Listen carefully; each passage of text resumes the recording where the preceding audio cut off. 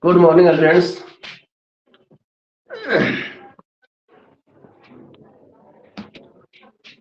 Now we are going to start a new chapter. The chapter is how do organisms reproduce. In the starting, at first, what is the process of reproduction? What is reproduction? What do you mean by reproduction? So reproduction means any process of life. It is also a process of life. A process of life through which any organisms produces their own kinds. यानी life process जिसके द्वारा कोई भी organism अपने ही समान नए जीव को पैदा करता है, उसी को हम लोग कहते हैं लाइफ प्रोसेस, रिप्रोडक्शन। स्टार्टिंग में लाइफ प्रोसेस चैप्टर के स्टार्टिंग में हमने बताया था कि दो टाइप का कैटेगरी होता है लाइफ प्रोसेस का, life process first and life process second. Life process first में हमने पढ़ी 4 प्रोसेस के बारे में, nutrition, respiration, transportation and excretion. Second में हमने पढ़ा reproduction and growth development.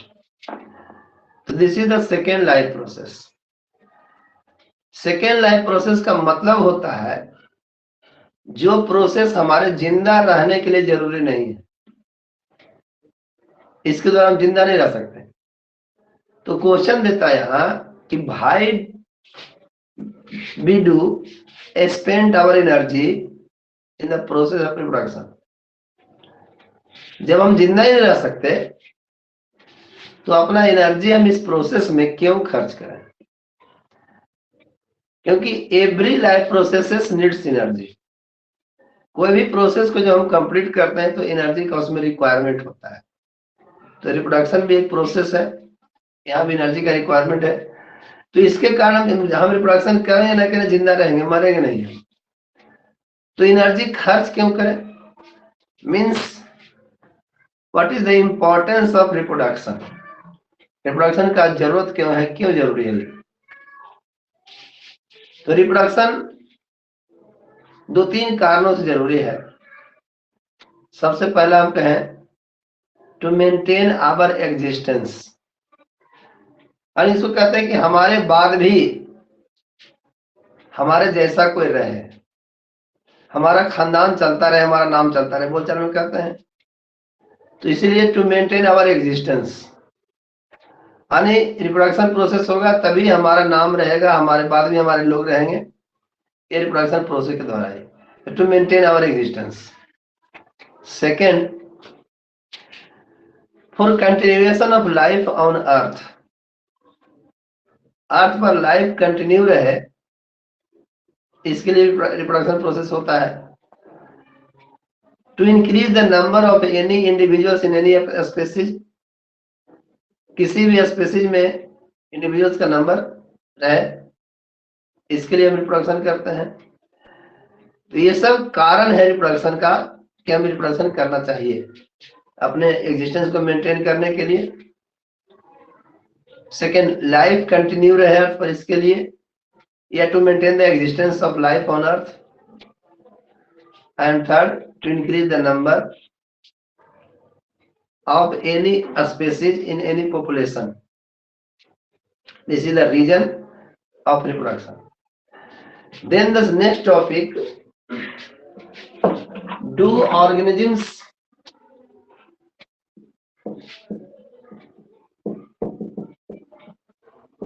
create exact copies of themselves?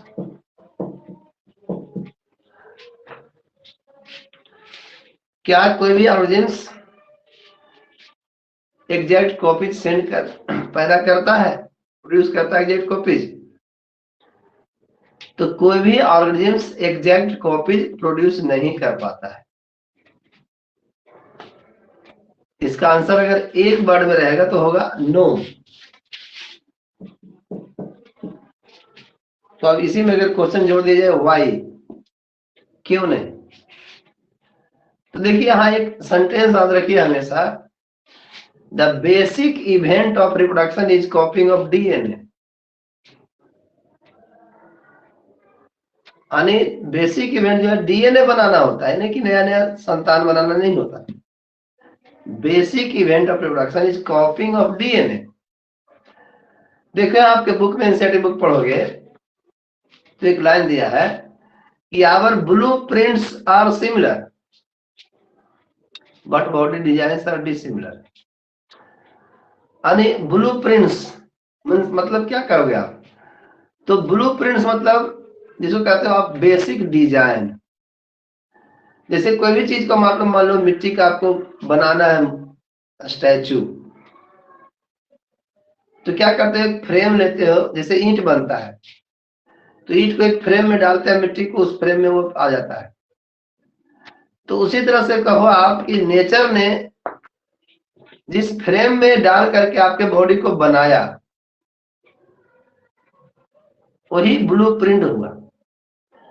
तो हम सब का जितना भी ह्यूमन, केवल ह्यूमन बींग्स ही नहीं, आप किसी भी लाइफ फॉर्म को देखो, ऑल लाइफ फॉर्म्स, तो सारा लाइफ फॉर्म क्या होता है, एक जैसा ही होता है।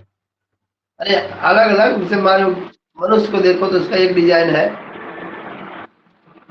काऊ को देखिए तो उसका एक अलग डिजाइन है। तो नेचर ने जिस ढांचे में मनुष्य को डाल करके बनाया, जिसमें काऊ को बनाया, जिसमें प्लांट को बनाया, जिसमें आप दूसरे इंसेक्ट को बनाया, that are similar in all. तो हमारा नाक, आंख, कान सब डिजाइन हुई है, इसमें ब्लूप्रिंट हो गया। लेकिन किसी का लंबा है, किसी का छोटा है, किसी का गोरा है, किसी का काला है, दैट इज डिसिमिलरिटी। तो ब्लूप्रिंट मतलब ओरिजिनल डिजाइन, जो डिजाइन हम सबका एक जैसा है, लेकिन उसी डिजाइन में बहुत सारा डिफरेंसेस है, लंबाई का, कलर कम्प्लेक्शन का, आई कलर का, ब्रेन पावर का, और भी बहुत सारा कुछ जो शरीर का बनावट है उसमें। तो दीज आर डिफरेंसेस। अब ये डिफरेंसेस आया क्यों, तो the main reason is DNA. DNA का पूरा नाम होता है deoxyribonucleic acid.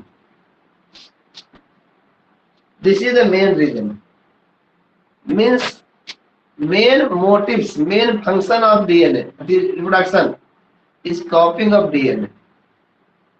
DNA को ही बनाना मेन काम होता है रिप्रोडक्शन प्रोसेस का। तो डीएनए बनेगा तो आप देखिए उसमें क्या, उसके बाद क्या होता है, डीएनए डायरेक्टर होता है प्रोटीन सिंथेसिस के लिए, और प्रोटीन बॉडी बिल्डर मटेरियल होता है।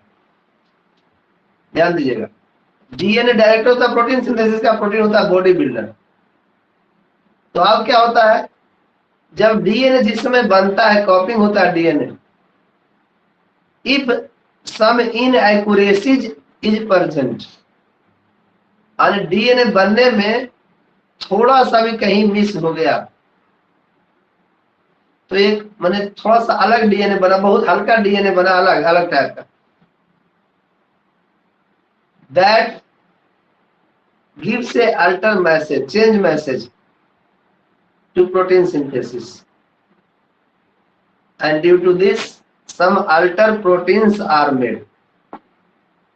अरे थोड़ा सा हल्का सा गड़बड़ी हुआ डीएनए बनने में, गड़बड़ी मतलब कि जैसे हम लोग क्या ना कि कोई लंबा हो गया, कोई छोटा हो गया, उसी टाइप से डीएनए कोई थोड़ा सा चेंज हो गया। तो डीएनए चेंज हुआ तो डीएनए जो मैसेज दिया वो भी थोड़ा सा चेंज होगा। अब जो मैसेज के कारण प्रोटीन बना वो भी थोड़ा सा चेंज होगा। अब इस टाइप से क्या होता है, एक चेंजेज होते जाता है, चेंजेज होने के बाद एक नया टाइप का प्रोटीन बनता है, अल्टर प्रोटीन बनता है, और नया प्रोटीन बनेगा तो नया टाइप का बॉडी बन जाएगा।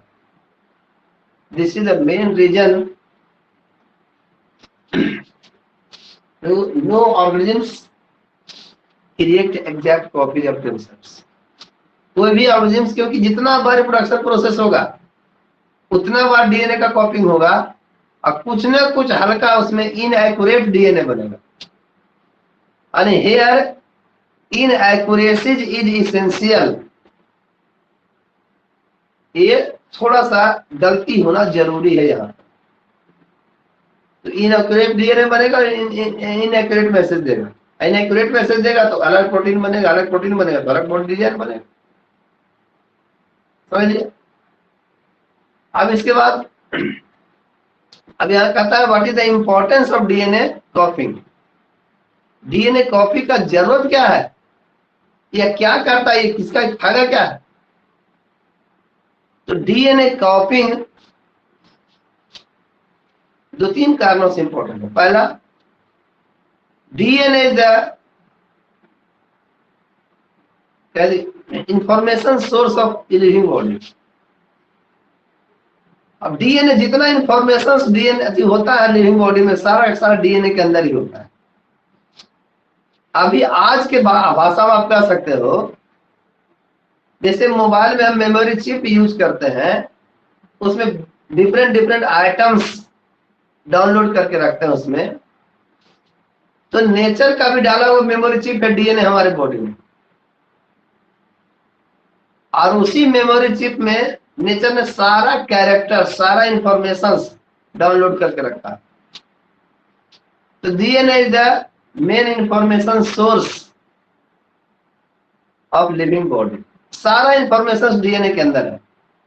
अब टू टाइम वो इंफॉर्मेशन, जैसे हम लोग मेमोरी कार्ड है उसमें कुछ एक बार में एक ही या दो चीज को प्ले कर पाते हैं, तो नेचर भी हमारे बॉडी में कुछ डीएनए में सारा इंफॉर्मेशन है, कुछ को नेचर ने प्ले किया, कुछ छिपा हुआ रह गया। तो इस तरह से डीएनए इंफॉर्मेशन सोर्स होता है। और डीएनए मेंटेन करता है characters, it also helps in maintaining characters. आपका कैरेक्टर कैसा होगा, कैरेक्टर मतलब पूरा शरीर का व्यवहार, जितना बिहेवियर है, बॉडी का बनावट है, सब कुछ आपको डीएनए पर डिपेंड करता है। तो डीएनए इंफॉर्मेशन सोर्स भी हो गया, डीएनए कैरेक्टर को मेंटेन भी किया, और डीएनए ट्रांसमिट भी करता है कैरेक्टर को, यानी एक जनरेशन से कैरेक्टर दूसरे जनरेशन में जाएगा, ये भी डीएनए पर ही डिपेंड करता है, समझ लिया। अब फोर्थ अवयव है, DNA also helps in creation of variation. DNA variation भी क्रिएट करता है। तो चार इंपॉर्टेंस है डीएनए का, समझ लिया। पहला इंपॉर्टेंस, डीएनए इंफॉर्मेशन सोर्स हो गया। सेकेंड, मेंटेन किया कैरेक्टर को। थर्ड, ट्रांसफर किया कैरेक्टर को जनरेशन से दूसरे जनरेशन। फोर्थ, वेरिएशन क्रिएट किया। अब ये variation,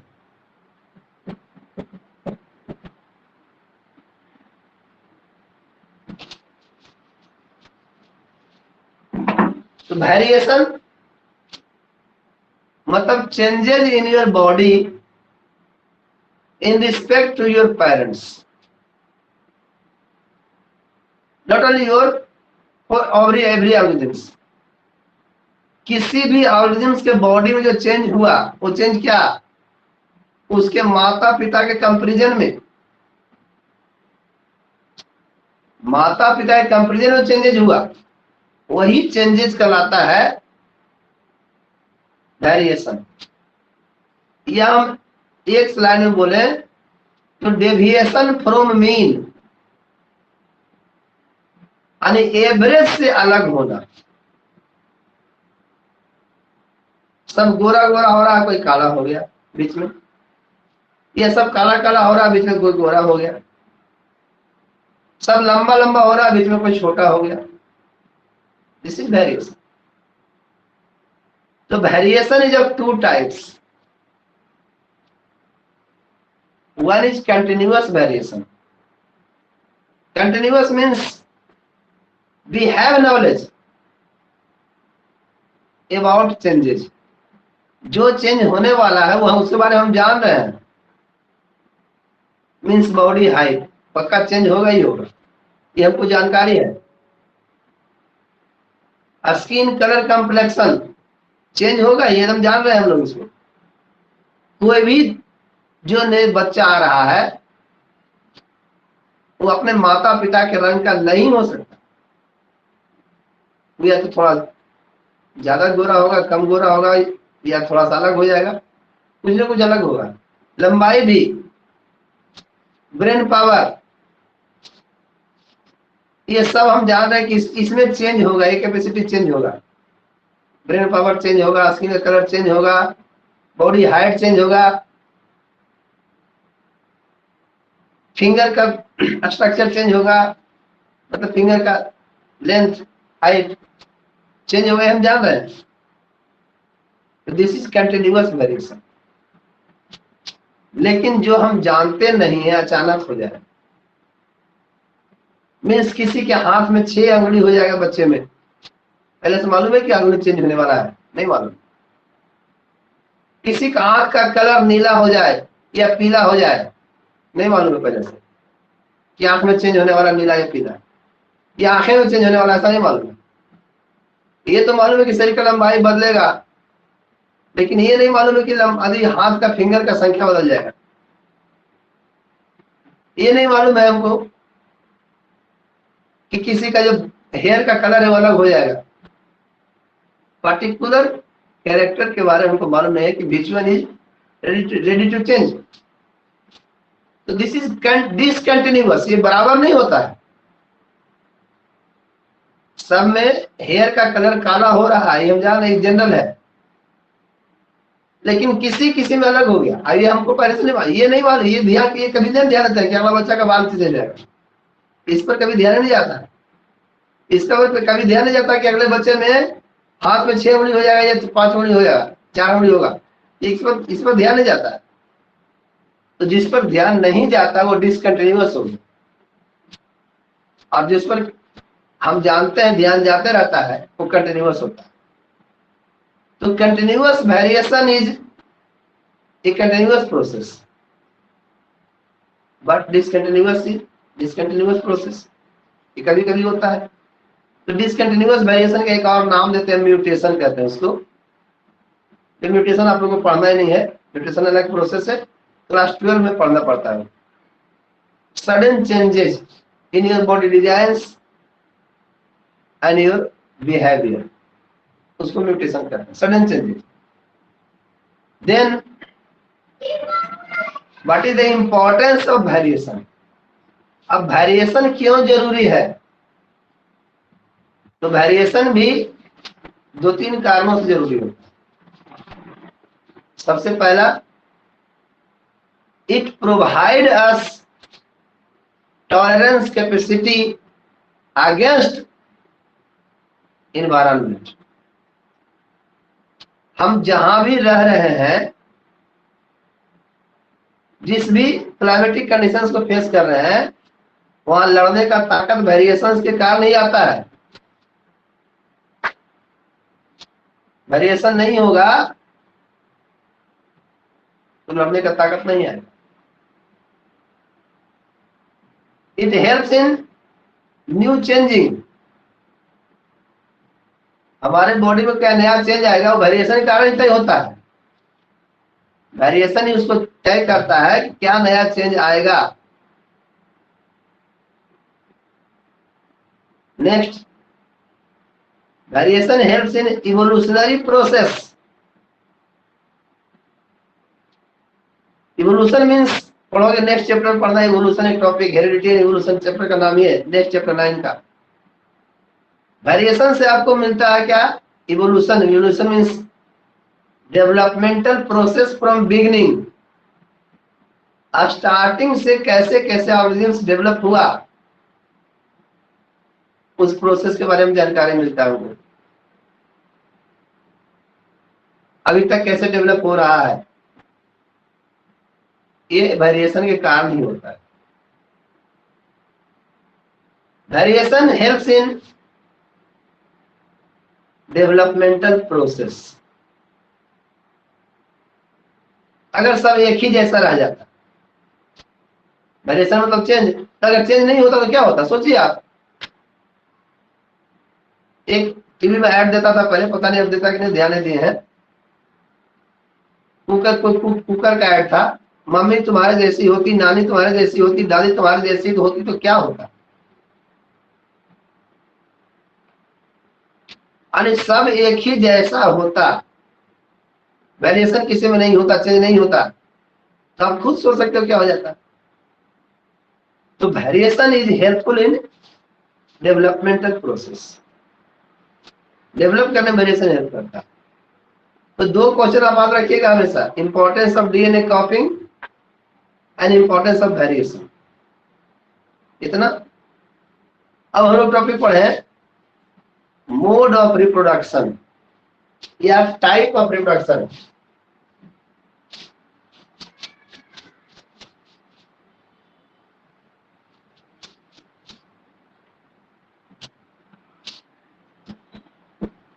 types of reproduction,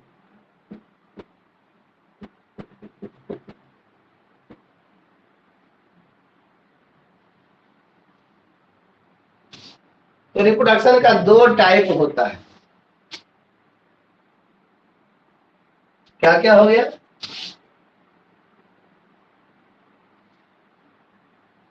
first asexual reproduction and second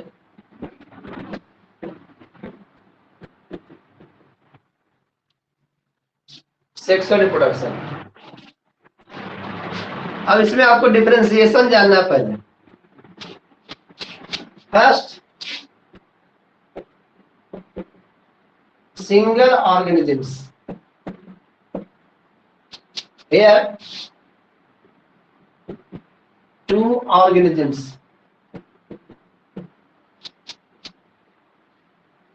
यानी एसेक्सुअल में एक ही बॉडी, कोई सिंगल ऑर्गेनिज्म नए बच्चे को प्रोड्यूस करता है, यानी उसका जो नया संतान है अकेला। अकेला कैसे? पुराने प्रोसेस हम लोग कैसे कैसे होता है, जैसे ये अकेला है, इसका बॉडी टूट गया, ये दो हो गया, दोनों ग्रो कर गया, दो बॉडी बन गया। तो here single organisms participates in the process of reproduction. Here two organisms, male and female, but in sometimes body single but sex organs present in single body, both sex organs। ऐसा भी होता है कि body एक ही है लेकिन sex organ उसमें दोनों है, मेल और फीमेल भी। तो यहाँ टू ऑर्गेनिम्स कर सकते हैं या टू सेक्स ऑर्गन्स कर सकते हैं। तो जब सेक्स ऑर्गन कहने का मतलब सेक्स ऑर्गन का इन्वॉल्वमेंट हो तो कहते हैं उसको हम लोग sexual.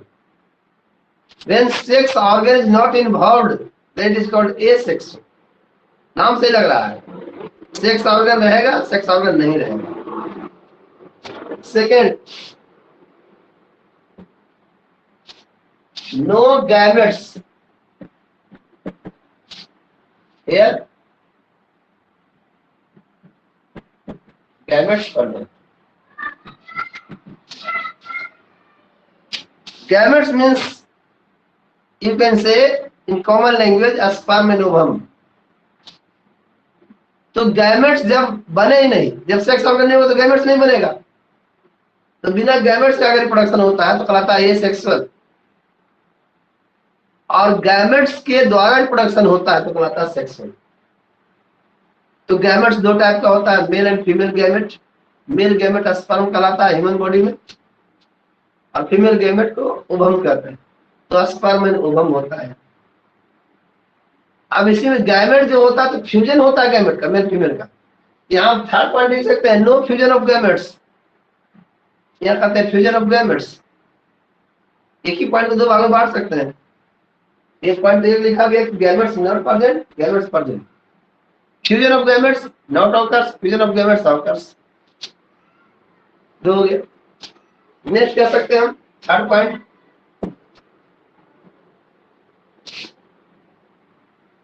It is simple process and it is complex process. ये प्रोसेस सिंपल होता है, केवल बॉडी है, बॉडी टूट गया, दो भाग में बढ़ गया, दो भाग में।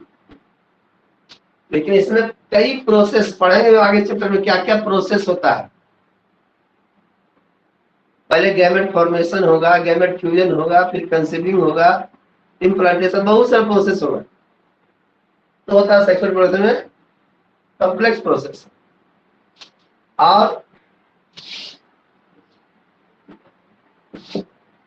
Less time taking.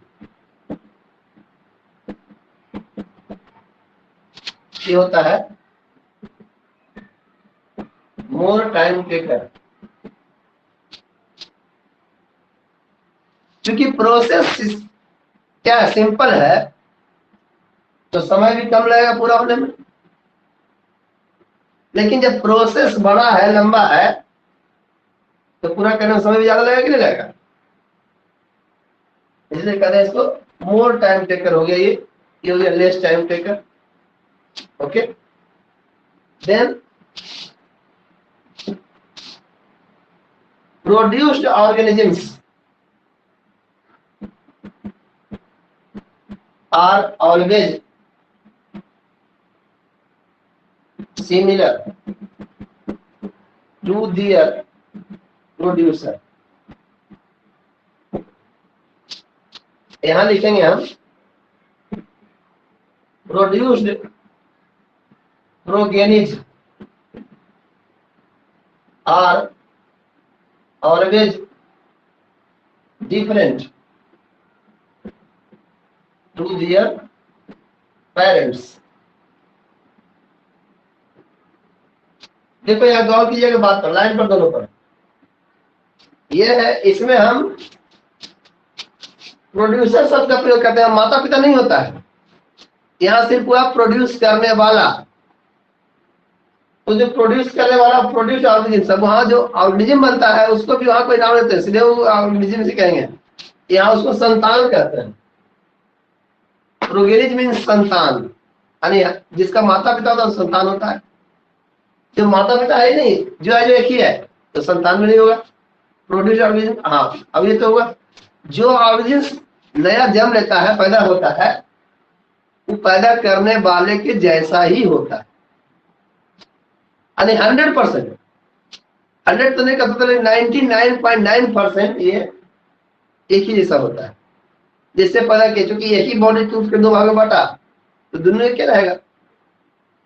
लेकिन यहाँ जो ऑर्गेनिज्म, जो माता पिता इसको जन्म देता है, उस माता पिता के हमेशा अलग होता है उससे। कभी देखिए ऐसा संतान माता पिता से अलग होना ही है, निश्चित होना है। Than less variable प्रोगेनिंग,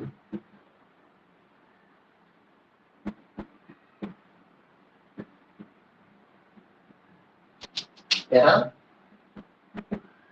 प्रोगेनिज are more variable. अब देखो यहाँ जो ऑर्गेनिज्म प्रोड्यूस हुआ, लेस वेरिएबल मतलब उसमें वातावरण से लड़ने का ताकत या जिंदा रहने का ताकत कम होता है, और इसमें जो है वातावरण से लड़ने का ताकत ज्यादा, क्योंकि इसमें चेंजिंग आया, वेरिएशन आया। हमने पहले ही पढ़ा कि वेरिएशन हमको ताकत देता है लड़ने का वातावरण से। यहाँ वेरिएशन हुआ ही नहीं है, यदि वेरिएशन नहीं हुआ तो ताकत कहां से आएगा। इतना हुआ आपको डिफरेंसेस। अब इस डिफरेंसेस को आप याद रखिएगा, ये डिफरेंसेस आपको नोट्स में भी नहीं मिलेगा। इतना पॉइंट हमने लिखा दिया, इसको आप चाहो तो नोट कर लो। 2 मिनट समय देते हैं, फिर से नोट किया हुआ तो क्या हुआ, तो फिर से नोट कर लो। यार 2 मिनट समय दे रहे हैं आपको।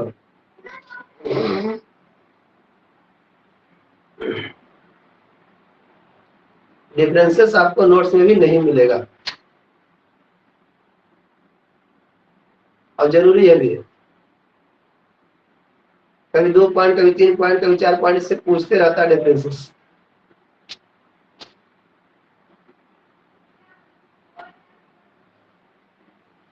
ओके,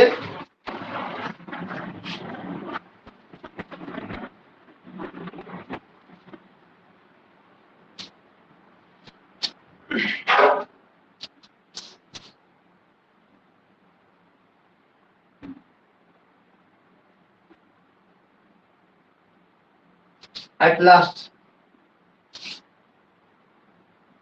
एयर हेडिंग चेंज करें, देख लिए इसको।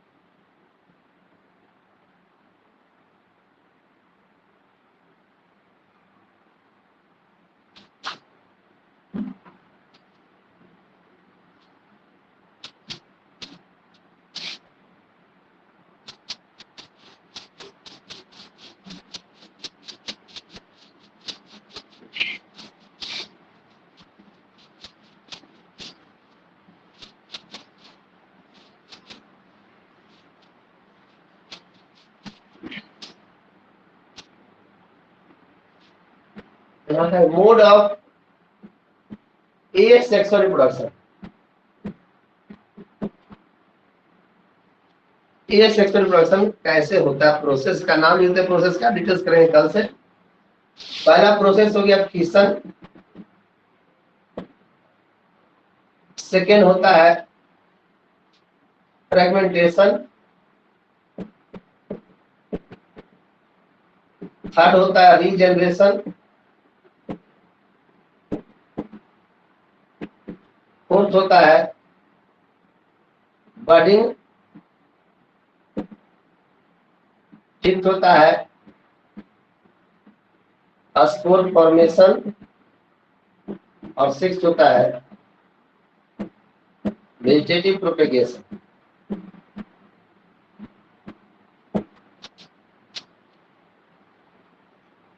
इतना सारा हो गया एएस सेक्सुअल रिप्रोडक्शन का प्रोसेस। अब इसी प्रोसेस को हम लोग कल डिटेल्स करेंगे, आज नहीं। कल से स्टार्टिंग टाइम में आपको 5-7 मिनट समय दिया जाएगा डाउट से रिलेटेड प्रॉब्लम पूछने के लिए, या स्टार्टिंग में। इसको रेडी रहिएगा। आज की इतना ही बार बंद करते हैं। Okay, thank you for today.